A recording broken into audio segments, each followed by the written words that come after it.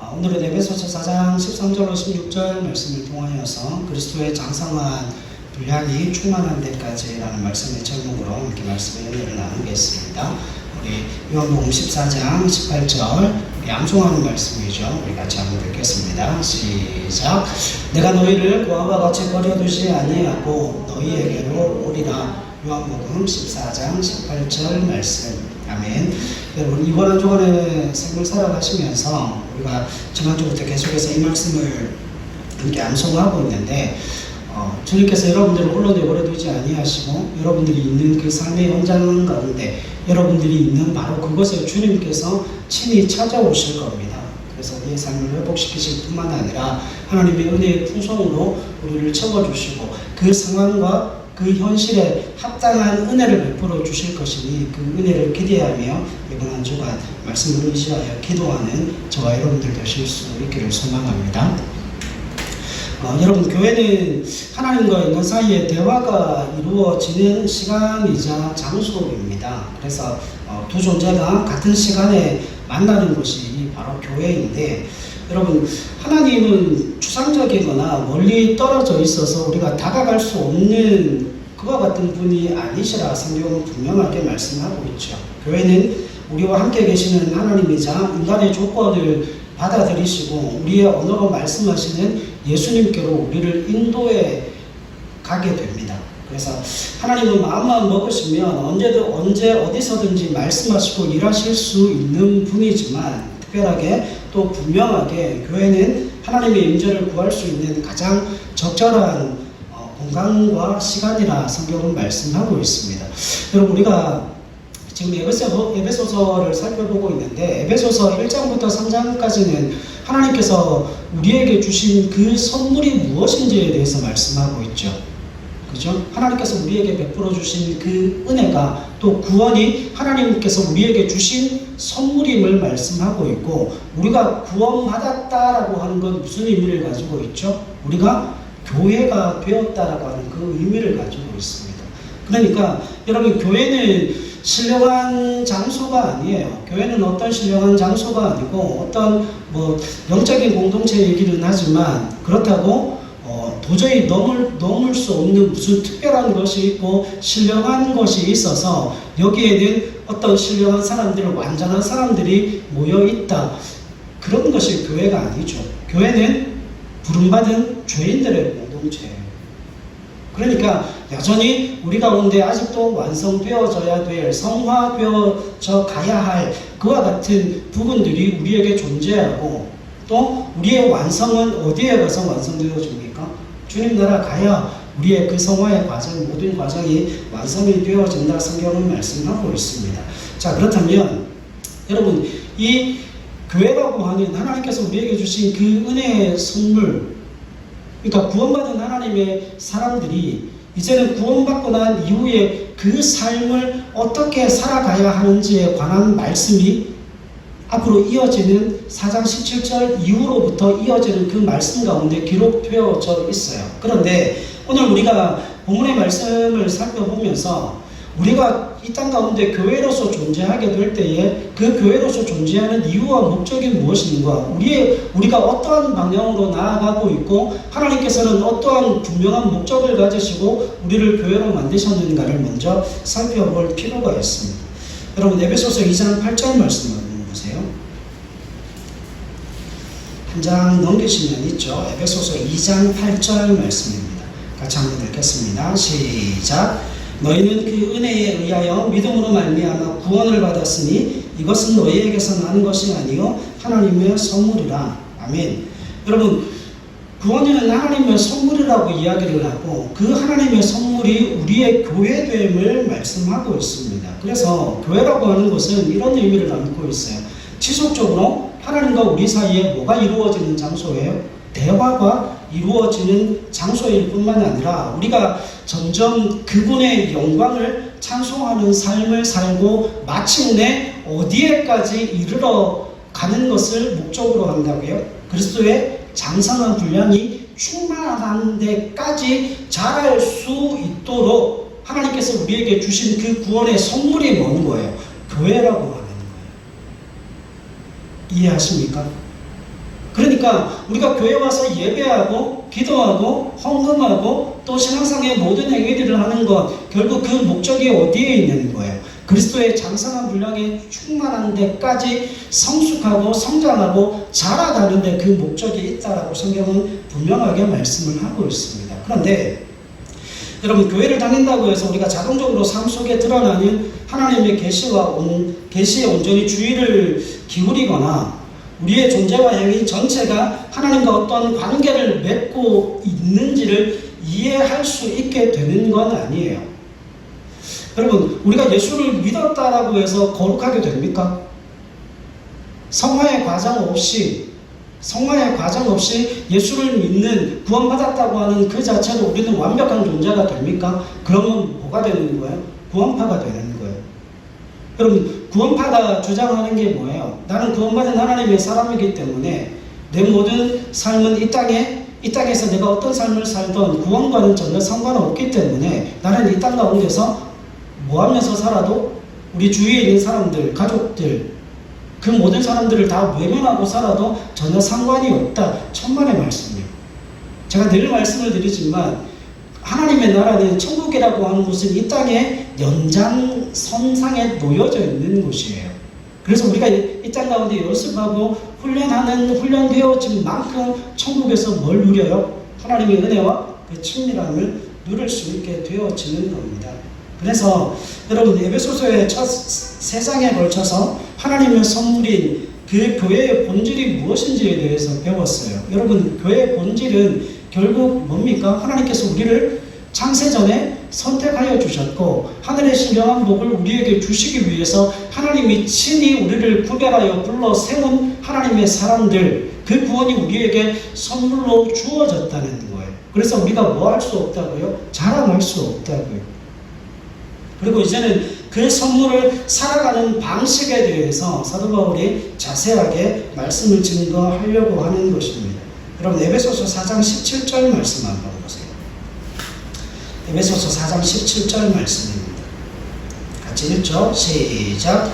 그러므로 내가 이것을 말하며 주 안에서 증언하노니 이제부터 너희는 이방인이 그 마음에 허망한 것으로 행함같이 행하지 말라. 뭐에 관해서 설명하고 있어요? 행함에 관해서 설명하고 있죠. 이방인이 행하는 것처럼 뭐 하지 말라고요? 행하지 말라고요. 그러니까 앞으로 17절 이후의 말씀부터 6장까지의 모든 말씀은 무슨 말씀이에요? 이제 하나님의 교회로 선물을 구원으로 받은 하나님의 교회들이 이 땅 가운데서 구체적으로 행하여야 할 바가 무엇인가 하면 이방인처럼 행하면 안 된다는 거예요. 그래서 그 교회로서 구체적인 삶의 행위가 무엇인지를 말씀하겠지만, 그러니까 4장 17절 이후로부터 모든 나오는 그 모든 신앙상의 행위들, 그 모든 요구들을 받고 있는 것, 결국 무엇 때문에 그래요? 결국 무엇 때문이죠?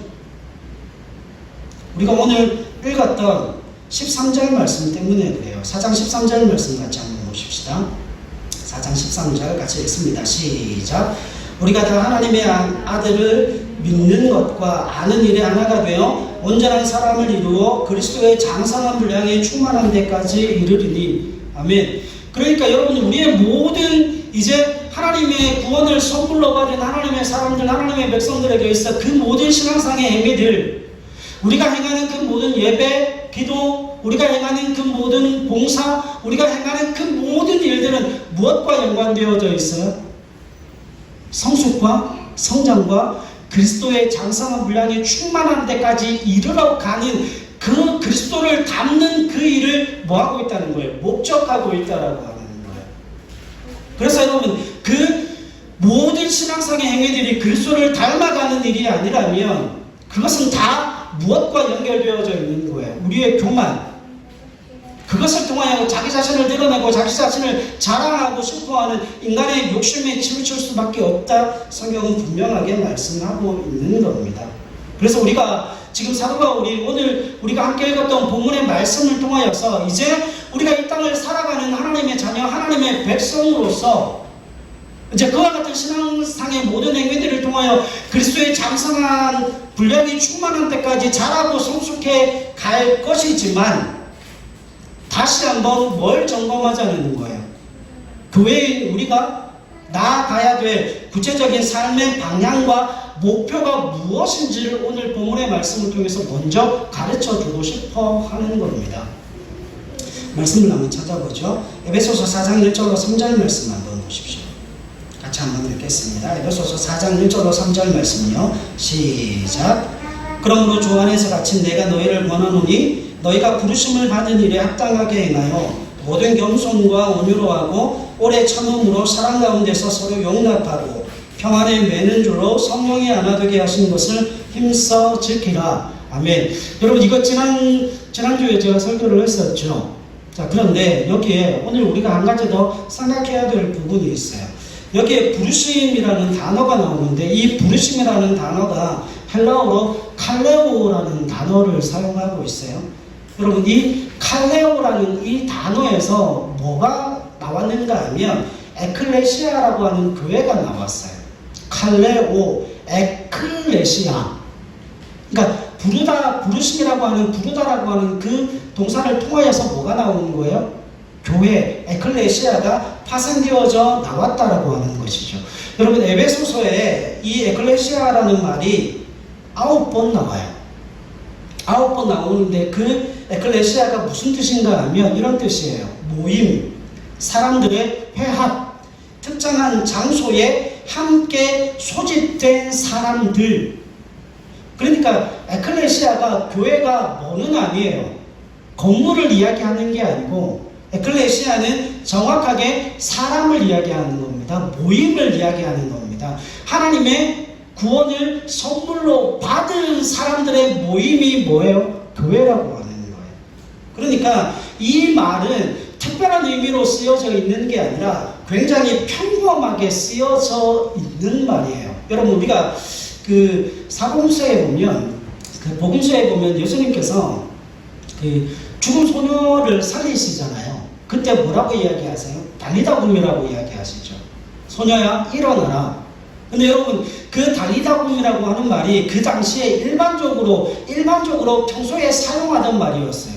그러니까 이런 이야기죠. 초로가 일어나라. 그러면 초로가 달리다굼 이런 뜻이에요. 예수라 달리다굼 일어나라는 뜻이 그런 뜻이에요. 그냥 일상적으로 평상적으로 사용하는 단어였어요. 무슨 특별하거나 영험하거나 그런 종류의 말이 아니었다고요. 예수님께서 사용하시는 그 달리다굼이라는 그 언어가 일상적으로 사용되어지는 평범한 단어였다는 거죠. 그러니까 여러분 교회라고 하는 그 의미가 평범한 일상적인 모임이에요. 교회라고 해서 뭔가 신령하다, 교회라고 해서 뭔가 완전하다, 완벽하다 그런 의미를 담고 있지 않습니다. 신령하고 무언가 영적인 것으로 만들어진 공동체 그걸 이야기하고 싶어 하는 게 아니죠. 그런데 여기에 또 다른 중요한 의미가 한 가지가 있어요. 오늘 이걸 잘 기억해야 돼요. 이게 교회의 본질이기 때문에 그래요. 여러분 하나님께서 우리에게 주신 그 구원의 선물 그게 교회죠. 그건 하나님이 우리에게 주신 선물이에요. 우리가 받고 싶어 받은 게 아니라 창세전에 이미 하나님께서 우리에게 뭘 주신 거예요? 선택하심으로 말미암아 그 구원의 선물인 교회를 우리에게 허락하셨어요. 그래서 교회됨은 내게 있는 게 아니라 누구에게 있어요? 하나님께 그 근거가 있는 거예요. 그런데 이제 하나님께서 그 부르심에 관하여서 우리가 그 교회됨의 본질을 제대로 지켜가야 될 그 분명한 사명을 우리에게 허락하십니다. 여러분 이 부르심이라는 단어가 칼레오라고 말씀을 드렸죠. 이 칼레오라고 하는 이 말씀의 뜻 안에는 이 동사에는 또 다른 한 가지 파생어가 나오는데 그게 파라클레오예요. 여러분 파라클레토스라고 들어보셨어요? 보혜사. 그러니까 하나님의 부르심에 파생되어지는 두 가지가 나오는데 첫 번째는 에클레시아, 교회가 있고 두 번째는 뭐예요? 파라클레오. 이게 위로나 권면을 의미하는 거예요. 위로와 권면. 여러분 교회에는 통상적으로 세 가지 언어가 있어요. 교회는 통상적으로 세 가지 언어가 있는데 첫 번째는 선포적 언어가 있죠. 그게 뭐예요? 선포적 언어. 복음을 선포한다. 이게 설교입니다. 그러니까 그 선포적 언어로서 교회가 가장 큰 비중을 두고 있는 게 설교죠. 그죠? 그래서 그 선포적 언어의 가장 대표적인 게 설교가 되어지는 거고, 설교는 교회를 특징 짓는 언어로서 굉장히 우월한 지위를 차지합니다. 그리고 두 번째가 교훈적인 언어가 있어요. 교훈적인 언어, 이건 뭘까요? 가르침이죠. 예수님께서 하신 말씀, 예수님께서 교회들에게 하신 말씀, 그리고 그 교회 안에서 우리가 하나님의 그 생명의 말씀, 하나님의 말씀을 어떻게 해석하고 어떻게 지키고 어떻게 순종할 것인가를 뭐 하는 거예요? 배우는 교훈의 언어가 있습니다. 그래서 그분의 마음과 그분이 일하시는 방식을 가르쳐 주는 게 바로 교훈적인 언어예요. 그리고 세 번째가 권면적 언어입니다. 여러분, 그런데 이 세 번째 권면적 언어는 다른 언어들처럼 두드러지게 나타나지 않아요. 왜냐하면 설교는 어디서 해요? 강단에서 하죠. 그래서 특정한 장소가 있죠. 그 다음에 가르침은 어디에서 해요? 가르침은 전문적인 지식을 가지고 있는 분이 책상에서 뭘 합니까? 가르치고 그 교훈적인 언어를 이야기를 하죠. 그런데 이 권면의 언어는 설교와 가르침은 전문성을 필요로 하지만 권면은 비공식적으로 언제 어디서든 공식적인 책임을 맡은 사람이 없이 행하여지는 거예요. 예를 들면 이런 겁니다. 여러분, 교회가 아니라 길거리를 가다가 또 커피숍에서 어느 집사님을 만나고 어느 권사님을 만났어요. 그래서 그 두 분이 이야기를 하면서 권사님이 집사님한테 권면을 하고 집사님은 권사님한테 뭔가를 물어보고, 제가 얼마 전에 수제비를 한번 먹으러 갔었는데, 그때 그 수제비를 주문해 놓고 기다리고 있는데 반대편에서 어느 한 분은 권사님이고 한 분은 집사님이신 것 같아요. 두 분이서 대화를 나누시더라고요. 근데 거기에 우리가 앉아있는 테이블과 바로 옆에 테이블에 그 손님이 한 분 계셨고, 그리고 그 건너편에 창가 쪽에 이제 그분들이 앉아서 이야기를 하는데 그 소리가 다 들리는 거예요. 그 소리가 다 들리는데 권사님이 집사님한테 권면을 하시는 거예요. 집사님, 이거는 이런 방법으로 이렇게 해야 된다. 그래서 어떻게 기도를 해야 되고 어떻게 해야 된다. 근데 여러분, 그거 아십니까? 그 자리가 교회가 아니잖아요. 그죠? 거기가 교회가 아니잖아요. 그리고 또 어디가 아니에요? 특별한 하나님의 일하시는 방식을 가르쳐주는 교회 안에 어떤 특정한 공간도 아니고 교훈을 설명하는 언어적 공간도 아니죠. 거기는 무슨 공간이에요? 사적인 공간이에요. 그죠? 근데 거기에서 뭐가 이루어지고 있어요? 권면이 이루어지고 있어요. 여러분이 권면이라고 하는 것은 이런 의미를 담고 있습니다. 선포된 복음을 듣고 성서의 진리를 배운 다음에 그 사람이 기도하며 그것을 지금 자신의 삶 속에서 구체화할 때 나타나는 통찰력이에요. 그러니까 하나님의 말씀을 듣고 난 이후에 또 하나님이 일하시는 방식을 배우고 난 이후에 그것을 자신의 삶으로 구체화하기 위해서 반드시 뭐가 필요해요? 기도를 통하여서 얻어지게 되는 그 통찰을 가지고 뭘 하죠? 그 삶에서 실천을 해보고 얻어지는 그 지식을 가지고 권면을 하게 되어지는 거죠. 여러분, 이러한 언어는 교회 안에서 그리스도 안에서 자라고 성숙하는 과정에 있어서 절대적으로 필요한 거예요.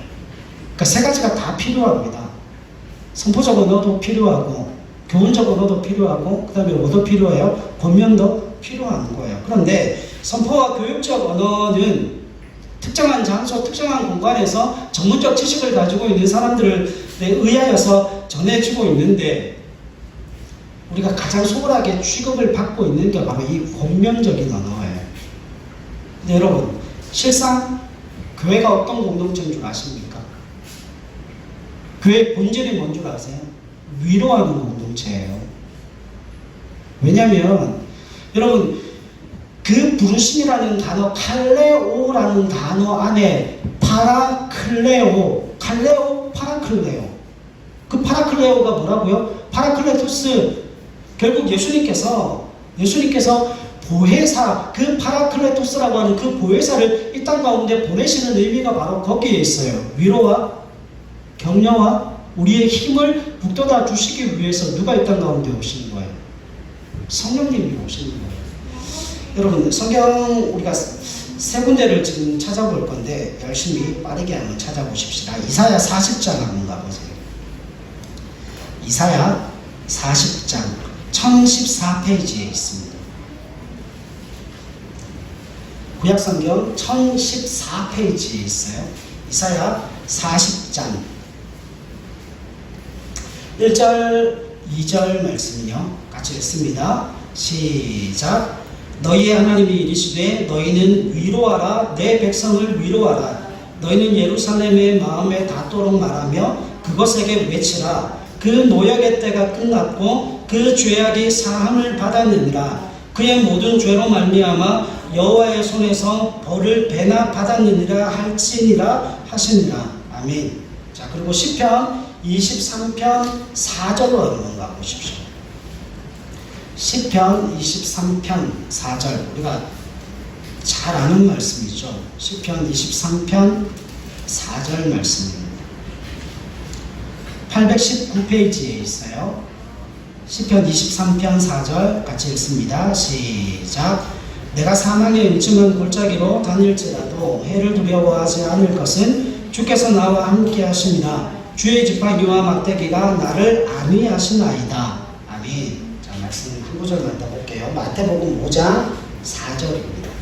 마태복음 5장 4절. 신약성경 5페이지에 있습니다.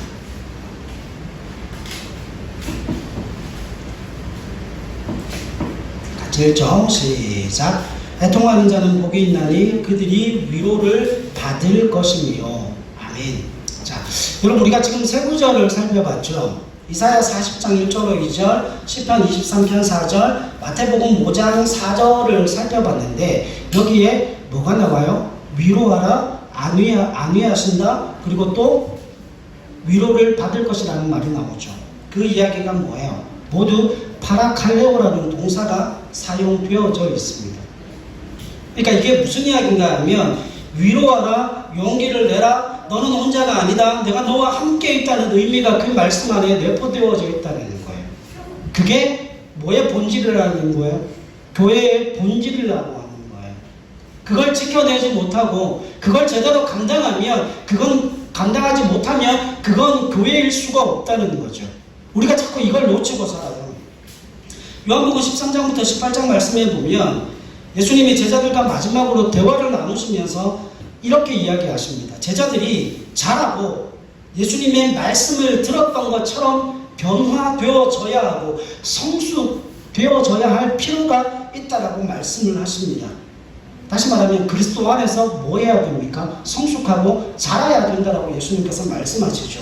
예수님은 제자들이 성숙하고 자라나야 할 필요가 있다라는 말씀을 하시면서 무슨 이야기를 꺼내시는가 하면, 제자들을 홀로 내버려 두지 아니하시고 그들을 홀로 성숙해라, 너희 홀로 성장해라, 너희 홀로 그 광야의 척박한 땅을 지나 내게로 와라 말씀하지 아니하시고 보혜사를 말씀하십니다.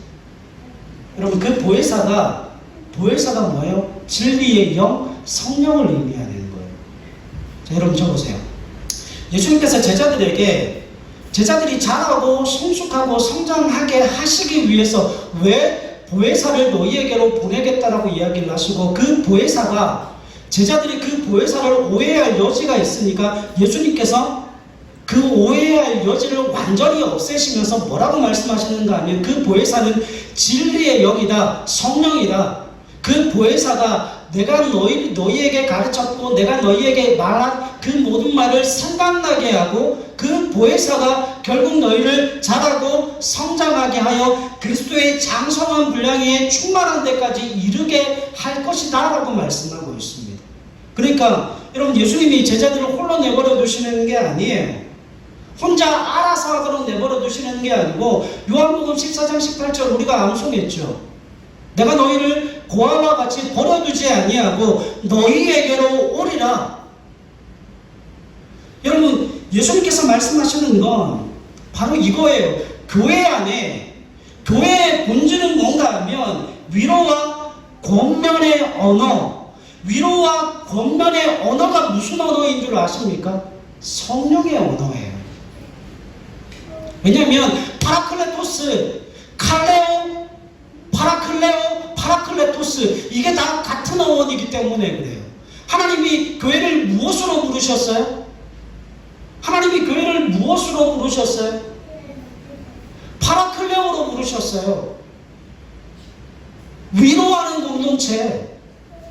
그래서 그 위로하는 공동체가 되게 하시기 위해서 하나님이 그 제자들에게 누구를 보내주신다고요? 파라클레토스, 성령을, 그 보혜사를 우리에게 보내주심으로 말미암아 우리가 그 위로의 사명, 권면의 사명, 그 성령의 언어를 통하여서 그 관계의 친밀함을 이루어 가시겠다라고 말씀을 하시는 거예요.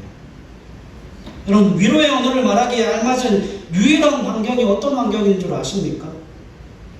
사랑과 평화를 적극적으로 뭐하는 공동체예요? 추구하는 공동체예요. 그래서 여러분 2절로 3절 보십시오. 에베소서 4장 2절로 3절요. 모든 겸손과 온유로하고 오래 참음으로 사랑 가운데서 서로 용납하고 평안에 매는 줄로 성령이 하나 되게 하신 것을 힘써 지키라. 여러분, 이게 무슨 이야기예요? 사랑과 평화를 적극적으로 추구하는 공동체가 교회 공동체라고 하는 거예요. 그래서 바울은 지금 이와 같은 이야기를 하는 겁니다. 여러분 적으세요. 지금 바울이 이야기하고 싶은 바가 이거예요. 아무리 훌륭하고 강력하게 구원의 복음을 선포한다 할지라도, 하나님 나라의 진리를 아무리 정확하고 철저하게 가르친다고 할지라도 권면과 위로의 언어를 숙달하지 못하면 뭐가 된다는 거예요? 자라고 성장하고 성숙할 수 없다는 거예요. 오늘 교회의 본질적인 문제가 여기에 있어요. 여러분, 교회 안에서 강력한 구원의 복음을 선포하는 것 전혀 문제 없어요. 하나님 나라의 진리를 철저하고 정확하게 가르치는 것, 그거 전혀 문제 없어요. 왠 줄 아십니까? 훈련받은 목회자가, 훈련받은 사역자가 그 말씀을 제대로 설교하고 제대로 그 복음을 선포하고 제대로 그 말씀을 가르치게 되면 강력하고 철저하게 하나님의 말씀이 그들에게 가르쳐질 수 있다고 하는 거예요. 그런데 아는 것과 행하는 일이 뭐가 되어야 돼요? 하나가 되어야 돼요. 여러분 4장 13절 보세요. 에베소서 4장 13절 보세요. 별표하시고요. 우리가 다 하나님의 아들을 믿는 것과 아는 일에 뭐가 돼요? 하나가 되어야 온전한 사람이 되어질 수 있다는 거예요. 자, 그러면 여러분, 우리가 하나님의 아들을 믿는 것, 그건 뭐예요? 믿는 건 뭐예요? 그건 선포되어지는 복음과 가르쳐지는 그 생명의 말씀으로 그 주님을 나의 주 나의 하나님으로 믿고 고백하는 거예요. 근데 그건 내가 믿는 게 아니고 믿어지게 하시는 거죠. 그러면 여러분, 아는 일은 뭘까요? 아는 일이요. 아는 일은 내가 직접 행하고 경험하고 삶 속에서 살아보고 가지게 되는 그 통찰력을 통해서 아는 거예요. 한 가지 예를 듭시다. 여러분, 우리가 지금 유명한 스포츠 선수들을 우리가 안다라고 이야기를 하잖아요. 호날두, 박지성, 이강인. 우리가 그 사람들을 아는 겁니까? 우리는 그들을 알아요, 몰라요? 우리는 그들을 몰라요. 아는 게 아니죠. 뭐가 없기 때문에? 친분과 친밀함이 없기 때문에. 우린 뭐만 알 뿐이에요. 언론에서 이야기하는 것만 알 뿐이에요. 이름을 알고, 직업을 알고, 나이를 알고, 그 외적인 것만 알지 그 마음이 어떤지는 전혀 몰라요. 그러니까 안다라고 하는 그 말은 친밀함 속에서 할 수 있는 이야기예요. 하나님은 우리에게 그 구원을, 교회됨을 선물로 허락하여 주셨을 때 이제는 그 선물로 받은 그 구원의 은혜를 가지고 하나님을 만나고 경험하고 내 삶 속에 그 살아계신 은혜의 역사를 경험하고 체험함으로 말미암아 그 하나님을 알아가는 겁니다. 그래서 그래서 여러분, 이 권면과 위로의 언어에 숙달되어지지 못하면 뭐가 되어질 수 없다고요? 그리스도의 장성한 분량에까지 자라날 확률이 희박하다는 거예요. 왜요? 이 권면의 언어가 결국 뭐가 되어지기 때문에요? 우리 교회가 감당해야 될 사명과 우리 감당해야 될 신앙상의 행위가 되어지기 때문에 부르심과 그 행위가 뭐예요? 권면의 언어예요. 에베소서 4장 4절로 6절 말씀 한번 보십시오. 4장 4절로 6절입니다. 같이 읽어요. 시작. 몸이 하나요 성령도 한 분이시니 이와 같이 너희가 부르심의 한 소망 안에서 부르심을 받았느니라. 주도 한 분이시요 믿음도 하나요 세례도 하나요 하나님도 한 분이시니 곧 만유의 아버지시라.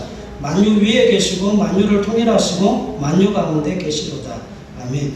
여러분, 여기 4장 4절로 6절 말씀 가운데 한 분, 하나라는 그 단어가 7번 나옵니다.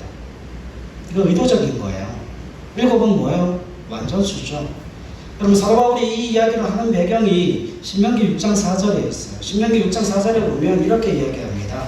이스라엘아 들으라. 우리 하나님 여호와는 오직 유일한 여호와이시니. 그들이 가지고 있는 유일신 신앙이 바로 이거예요. 여러분, 바울이 에베소서 4장 4절로 6절에서 한 분, 하나를 7번 반복하는 이유가 바로 그겁니다. 여러분, 하나됨으로서의 교회는 근원이 되며 모든 것을 포괄하는 하나이신 하나님으로부터 그 교회됨이 흘러나온다라고 하는 겁니다. 그런데 그리스도 안에서 하나가 되고 성숙하게 사는 것은 의식적인 노력만으로 성취되어 줄 수 없다는 거예요. 4장 14절 말씀 한번 보십시오. 에베소서 4장 14절요. 같이 읽습니다. 시작. 이는 우리가 이제부터 어린아이가 되지 아니하여 사람의 속임수와 간사한 유혹에 빠져 온갖 교훈의 풍조에 밀려 요동하지 않게 하려 함이라. 아멘. 여러분, 오늘 이 시대를 살아가는 이 시대의 정신의 특징이 뭘까요? 여러분, 이거예요. 획득하고 소비하는 거예요. 획득하고 소비하는 것. 거기에 집착하는 게 오늘 이 시대의 시대 정신이에요. 여러분, 우리가 살아가는 환경은 나아졌죠. 그렇죠? 우리가 살아가는 환경이 70년대, 80년대, 90년대보다는 훨씬 더 나아졌어요. 근데 상황은 시대 정신으로 말미암아 훨씬 더 나빠졌습니다. 여러분, 14절에서 말하는 바와 같이 사람의 속임수와 간사한 유혹에 빠져서 결국 무슨 상태로 퇴보되어 가는 거예요? 어린아이의 상태로 퇴보되어 가는 거예요. 예를 들면 이런 겁니다. 그럼 저희 집에 막내 아들 이 사탕 하나에 메카드봇 그 영상 하나에 물고 웃는 아이죠. 보셨잖아요, 그죠? 그럼 획득하고 소비하는데 집착을 해서 사탕을 한 손에 들고 그걸 입으로 빨면서 로봇 영상을 보면 세상을 다 가진 것처럼 행복해해요. 근데 여러분, 그걸 손에 가지지 못하고 영상을 보지 못하면 어떤 일이 벌어지죠? 온 지구가 멸망할 것처럼 울음을 터뜨립니다. 왜요? 어린아이잖아요. 우리는 다른가요? 우리는 다릅니까? 아이는 사탕이고 영상이지만 우리는 뭐죠? 돈이고 명예고 권력이죠. 여러분, 우리가 사는 이 시대는 성숙과 성장에는 전혀 관심이 없는 시대예요. 그런 시대 정신 앞에서 하나님이 뭘 세우시는 거죠? 교회를 세우시는 거예요. 교회를 만들어내시는 거예요. 그래서 그 교회라고 하는 공동체는 이 시대 정신에 맞서서 그리스도의 장성한 분량이 충만한 데까지 자라가기에 적합한 조건을 제공하는 이 땅 가운데 세워진 유일한 공동체가 교회라고 하는 겁니다. 분명한 이유가 있어요. 여러분, 교회가 어떤 공동체입니까? 그리스도를 머리로 하는 몸의 지체가 교회입니다. 그렇기 때문에 그리스도의 모범을 따르는 공동체가 교회입니다. 그래서 자신의 모든 삶을 만물 안에 충만하신 분인 그리스도와 연결시켜 사는 공동체가 교회라고 하는 거예요. 여러분, 에베소서에 4번에 걸쳐서 하나님을 충만이라고 지칭하고 있어요. 1장 23절, 3장 19절, 4장 10절, 그리고 4장 14절에 충만함이 드러나고 나타납니다. 여러분, 그런데 주님이 이 땅에 세우신 교회가 아니라면 그 누구도 뭐에 관심을 기울이지 않아요? 충만에 관심을 두지 않습니다. 그러나 교회는 이 땅에 충만하여 만물 안에서 만물을 충만하게 하시는 이의 충만함을 통하여 자신의 모든 삶의 상황 속에서 주님의 은혜를 누리고 소유하고 소비하는 시대 정신 앞에서 성숙과 성장을 통하여서 주님께서 교회로 부르신 그 부름의 목적에 합당한 삶을 살도록 부름받은 공동체가 교회라고 하는 거예요. 여러분, 그래서 오늘 말씀 가운데 여러분 교회의 본질을 반드시 붙으셔야 해요. 그 교회는 신적인 권위를 가집니다. 우리가 어떤 상황과 어떤 형편과 어떤 처지에 있든지 간에 교회는 반드시 무슨 권위를 가져요? 신적인 권위를 가지기 때문에 이 땅이 멸망하는 그 순간까지, 주님 다시 오시는 그날까지 하나님의 몸된 교회는 이 땅 가운데 존재하게 될 겁니다. 교회가 뭐가 아니기 때문에요?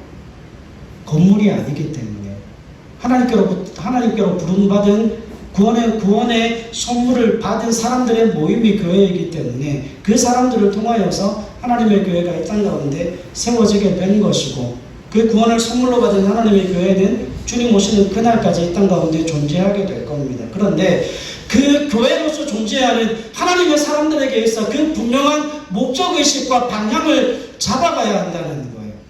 여러분, 교회됨의 본질이 무엇인가 하면 이겁니다. 교회는 어떤 공동체가 되어져야 한다고요?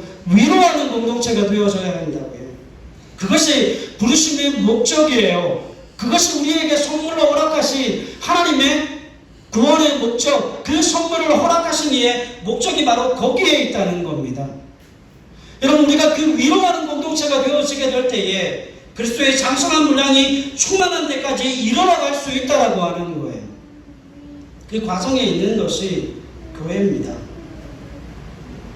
그러니까 여러분, 교회가 뭘 등한시하면 안 됩니까? 교회가 뭘 등한시하면 안 되는 거예요? 이웃의 삶을, 타인의 삶에 무관심하면 그건 더 이상 교회가 아닙니다. 교회 공동체에서 행하여야 할 구체적인 삶의 방식이 위로가 되어야 하고, 그리스도의 충만함을 통하여 성숙과 성장을 이루어가는 믿음의 공동체가 되어져야 한다는 이야기예요. 여러분 잘 적으세요. 이게 결론이에요. 4장 17절 이후에 나오는, 여러분 4장 17절에 이렇게 이야기합니다. 그러므로 내가 이것을 말하며 주 안에서 증언하노니 이제부터 너희는 이방인이 그 마음에 험망한 것으로 행함같이 행하지 말라. 그러면 행하지 말라는 것은, 이방인처럼 행하지 말라는 것은 그 반대로 행하라는 거잖아요. 그러니까 4장 17절 이후에 나오는 그 모든 말씀의 행함이라고 하는 그 모든 부분에 있어서 우리가 반드시 기억해야 될 한 가지가 무엇인가 하면, 그 모든 신앙상의 행위들은 뭘 위함이에요? 교회 공동체를 위로하는 것이 되어져야 하고, 그 교회 공동체를 그리스도의 장성한 분량에까지 성숙과 성장을 위해 이르러가는 믿음의 공동체로 행해지는, 믿음의 공동체로 성숙되고 성장하는 그 일에 있어 행함이 되어져야 한다는 거예요. 우리가 맨날 이걸 놓쳐요. 그래서 교회의 목적은 일이 목적이 아니에요. 교회의 목적 그 자체는 일이 목적이 아닙니다. 여러분, 교회는 일이 목적이 아니고 뭐가 목적이에요? 성숙과 성장이 목적이에요. 위로함이 목적이에요. 내가 하는 그 모든 일들을 통하여서 내 주위에 있는 하나님의 사람들이 위로함을 받고 격려함을 받고 그 인생이 세워지고 회복과 생명으로 나아가는 그 은혜의 역사로 말미암아 여러분, 그 영혼이 살고 그 영혼이 회복되어지는데 내가 성장하는 거예요. 그게 교회의 본질이라고 하는 겁니다. 여러분, 얼마 있지 않으면 이제 수능을 치르게 되는데, 여러분 그거 아세요? 공부를 정말 열심히 잘하는 아이가